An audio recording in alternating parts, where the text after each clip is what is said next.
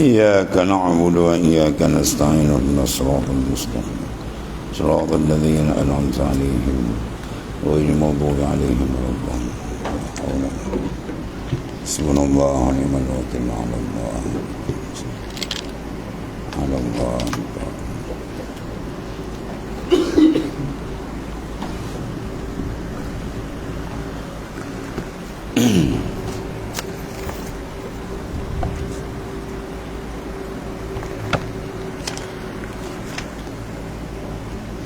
So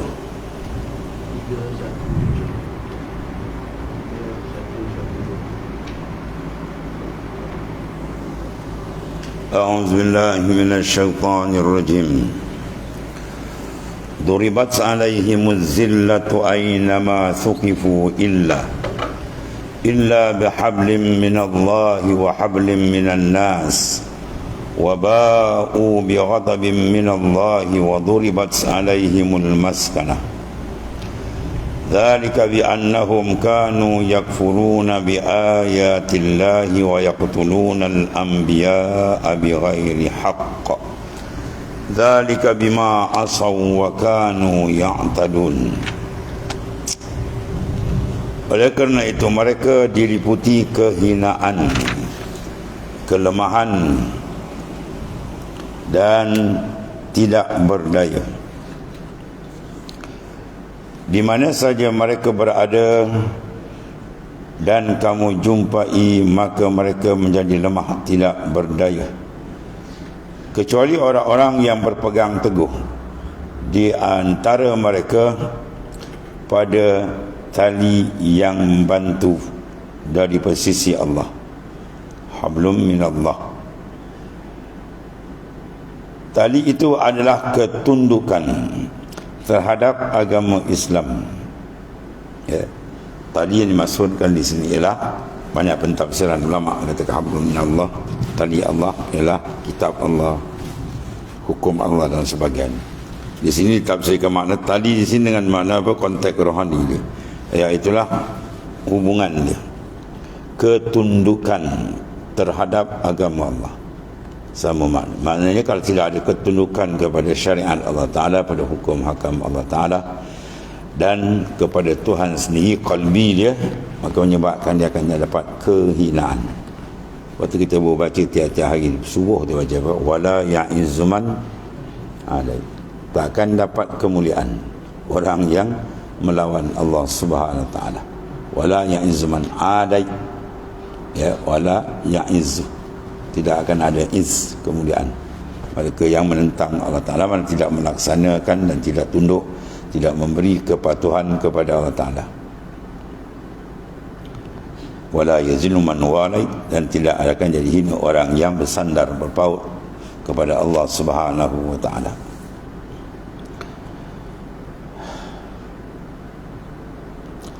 Kemudian wahablin minan nas, dan juga tali perjanjian yang kuat dengan manusia. Itu hubungan konteks yang besar, itu hablum minallah. Kemudian konteks dengan manusia, yang mana ianya telah digarispandukan oleh syariat. Cara-cara kita bermuasyarah dalam semua bab kehidupan kita telah diatur oleh syariat Allah SWT dengan hebat. Dengan manusia dan mana tadi? Wa ablim minan nas wa ba'u bi ghadabin minallah. Mereka kembali dengan manusia tadi, dan setelah mereka kembali dan mencabut pembenaran mereka atas agama Islam yang diturunkan kepada sebaik-baik insan, sebaik manusia ialah Nabi besar kita Muhammad sallallahu alaihi wasallam. Mereka memperolehi kemurkaan daripada Ta'ala. Bi ghadabin minallah, dia dapat ghadab, kemuliaan Allah, kemurkaan Allah. Dan tidak mungkin mereka tolak, kerana dijadikan atau diputuskan atas mereka kerendahan yang tercela yang muncul dari tabiat buruk mereka, dan sama sekali tidak boleh, tidak bisa diharapkan kemuliaan daripada mereka, orang yang memutuskan hubungan dengan Allah Ta'ala dan manusia. Yang demikian itu yakni kehinaan, kerendahan, ketidakberdayaan, dengan bahawa bi'annahum, kerana mereka tadi pada saat berjaya tadi, kanu yakfurun, diingkar, dia telah mendustakan dan meremehkan ya ayat-ayat Allah yang diturunkan dari sisi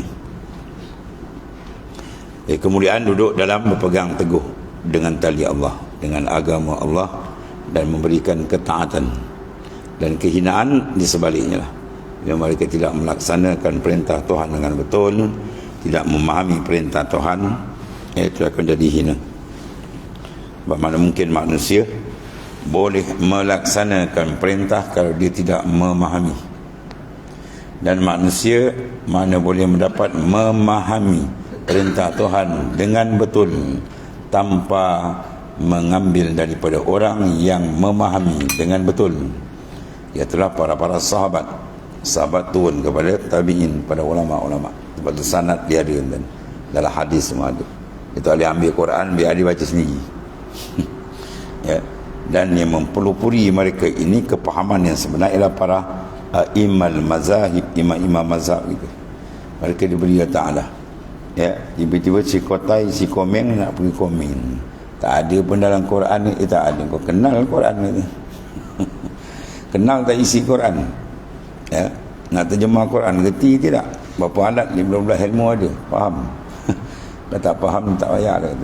Ya, sebab tu Quran bukan kalam manusia, kalam Allah Ta'ala yang mempunyai arti yang tinggi, maksud yang dalam, kepahaman yang dalam, mesti dihuraikan orang yang ada otoriti.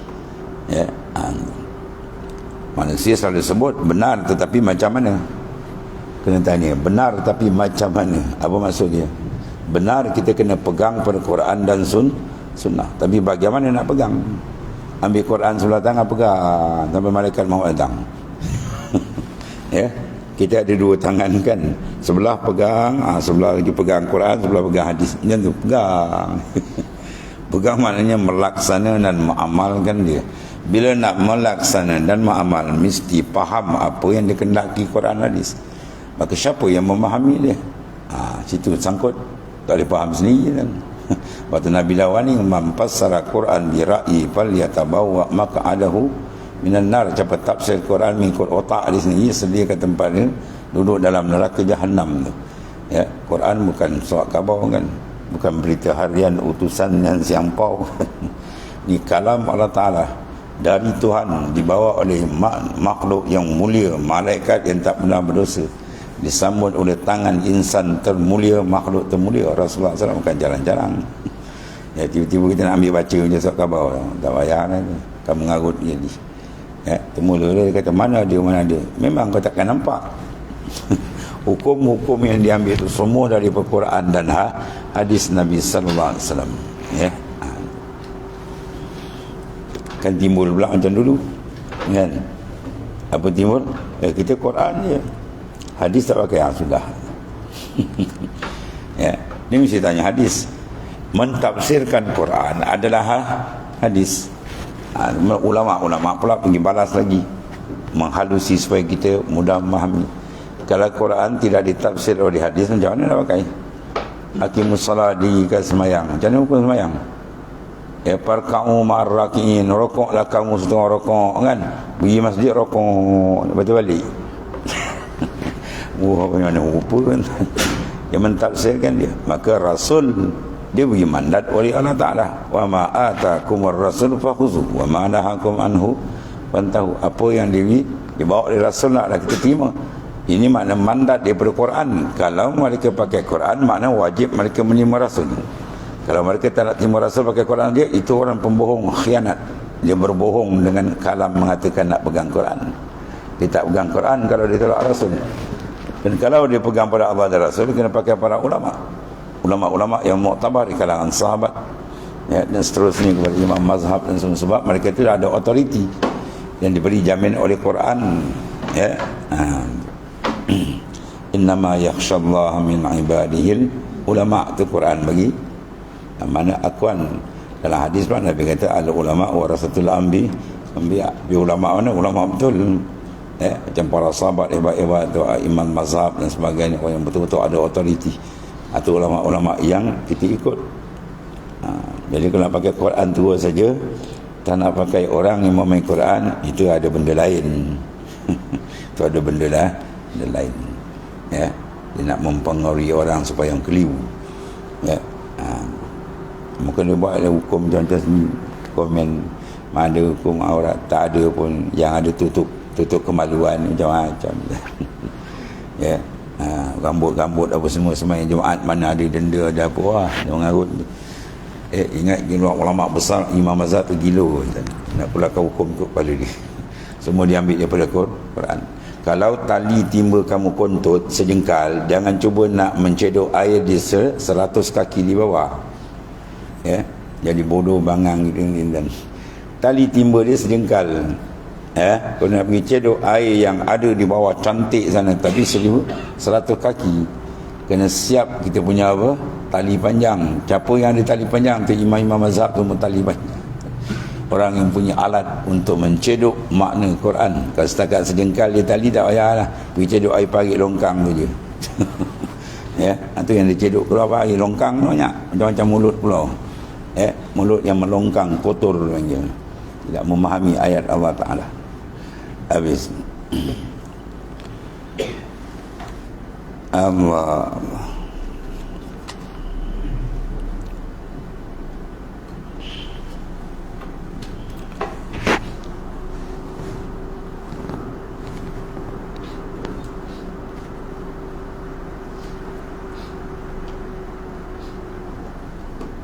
Kemudian Allah Subhanahu wa taala menjelaskan di sini.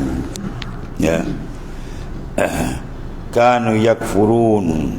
Mereka sebenarnya kafir, mana ingkar. Ingkar itu mana kufur. Kafara yakfuru kufran. Kufur itu sifat dia. Orang bersifat dan kufur dipanggil kafir. Kalau ramai, kafirin. Ini yakfurun. Mereka sekian ingkar, jadi mendustakan dan meremehkan dengan ayat Allah Ta'ala yang diturunkan dari sisi Allah Ta'ala itu. Kemudian jahat lagi mereka, wa yaqtulunal anbiya bighairil haq. Mereka membunuh pula para nabi-nabi, ya. Ini jahat golongan Yahudi ini, tanpa alasan yang benar menurut syariat. Zalika bima asaw, yang demikian itu pengingkaran dan pembunuhan itu ialah dengan disebabkan mereka tadi asaw, mana derhaka kepada Allah Subhanahu wa taala, sebabkan kekotoran qalbi mereka tidak boleh menerima Islam, dan akhirnya jadilah benda yang tersebut, iaitu kerana kedurhakaan mereka dan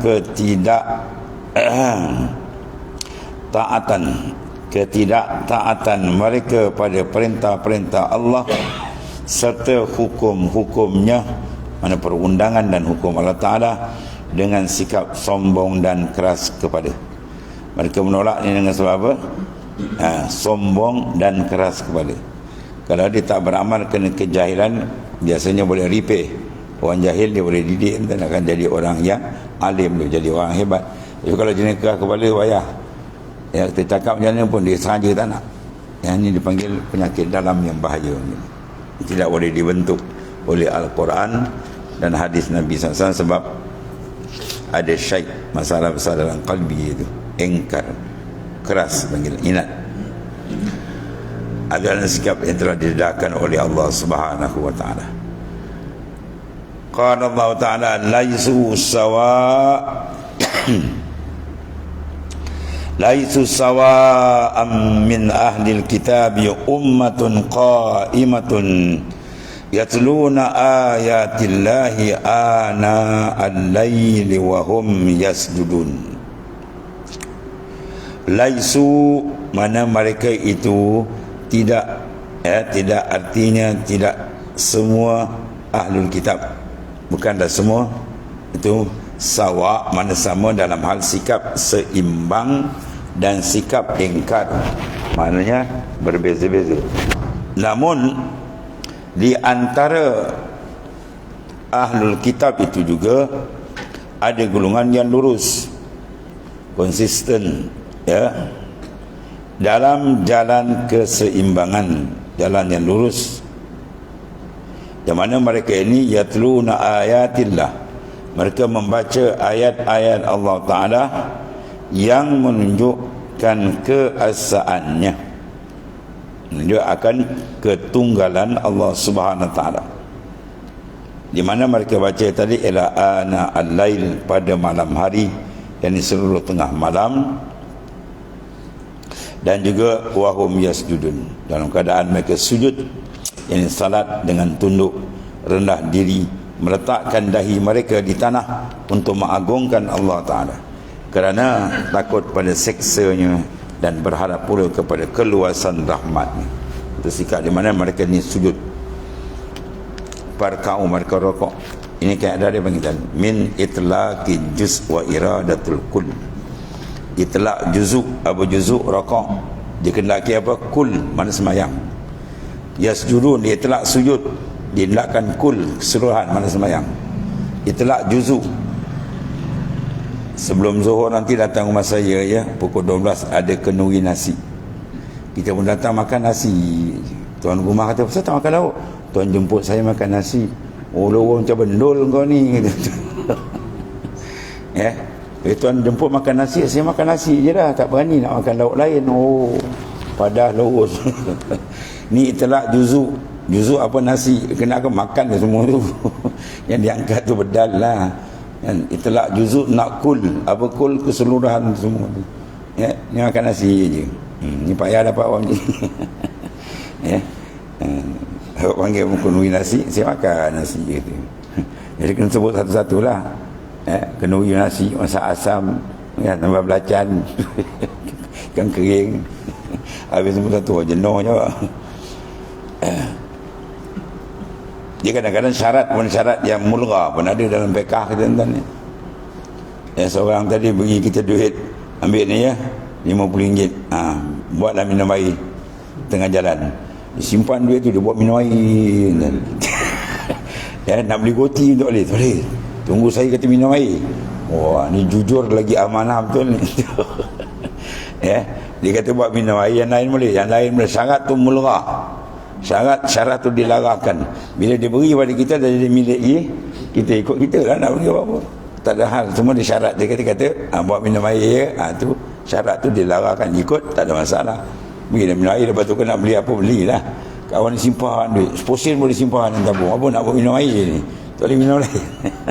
Sebaik tak kata ITO je. Kalau tidak kopi tu boleh minum lah ni. Kita tengok pula, benda-benda semua apa bahas, dan ulama-ulama bahas. Ya, makna-makna kalam Arab itu semua dan sebagainya. Kita tak tahu, lepas tu pakai cakap. Lepas tu nak tengok ada tak dalam Quran Nas ni. Wah, macam kau pandai now. Ya, tulul tul.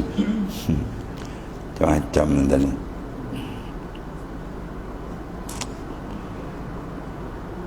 Jadi di antara ahli kitab yang mana yatluna ayatillahi ana al-lail, amalan berat besar dia.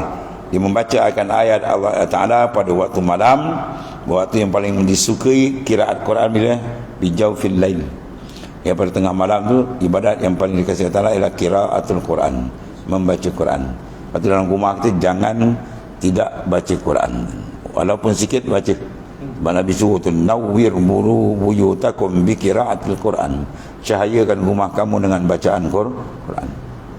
Ni dia mengadu pada ustaz dia, "Ustaz, anak saya degil lah." Ustaz pun tanya, "Kau baca Quran kau?" "Mata, kau pun sama degil." Kau pun sama degil. Nabi suruh baca Quran supaya rumah tu ada keberkatan, baru rumah tu tenang. Ini asyik panah nak bergaduh. Apa? Nur Quran tak ada, gelap panas rumah. Baca Quran bawa ada sakinah, ketenangan, rahmat Tuhan turun, kan? Di kuang-kuang pun kita nak keluar rumah, masuk rumah tu, tingkat pintu rumah tu baca kul huwallah 3 kali. Sama khatam Quran sekali, kan? Sebelum masuk pintu tu berhenti baca kul huwallah, ikhlas 3 kali. Barulah murah rezeki. Oh, murah rezeki aku baca kan. Dia dengar murah rezeki dia kajian kan. Orang Melayu jangan bila ayat murah rezeki tolong tulis sikit ayat. Wah. Dia kena sebut murah rezeki. Oh, kajian ni. Ya, kita boleh baca tu dah rezeki besar dah tu. Ya, tu banyak ulama sebut. Sebelum masuk pintu rumah tu baca kul huwallah 3 kali dan ada banyak keberkatan dia. Gangguan pun kalau diikut pun dia lari. Kadang-kadang iblis syaitan yang merayau tepi tu dia mengikut undan ni. Kita bacakan dia tak ada, tak wanya masuk. Kadang kita masuk jauh dah budak terjerit dalam rumah, budak kecil. Wah. Apa benda-benda dia nampak mengikut. Bila kita berhenti di pintu rumah, kita baca ayat Quran, syaitan dia lari kan. Habis.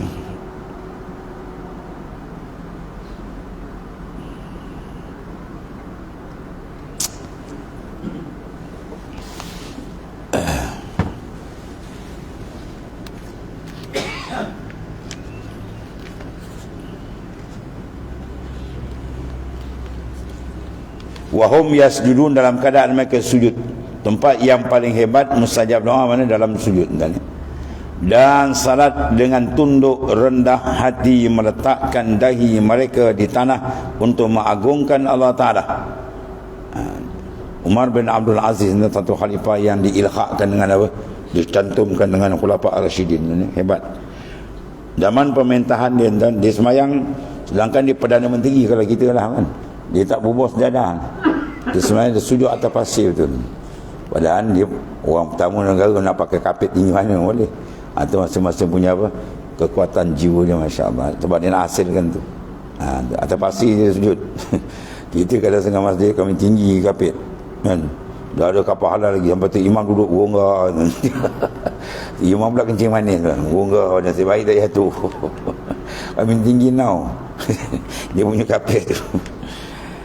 Kerana apa?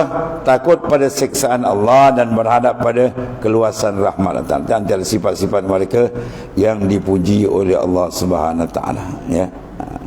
Kemudian wa yu'minuna billah, demikian itu kerana mereka beriman kepada Allah Subhanahu Wa Taala, yakni pada keesaannya, ketunggalannya, sentiasa dipandang dalam kalbi dia keesaan tunggal Tuhan dalam mentadbir sekalian alam. Kemudian wa ya'muruna billahi wal yawmil akhir wa ya'muruna bil ma'ruf wa yanhauna 'anil munkar ila akhir ayat. Sadaqallahu alazim.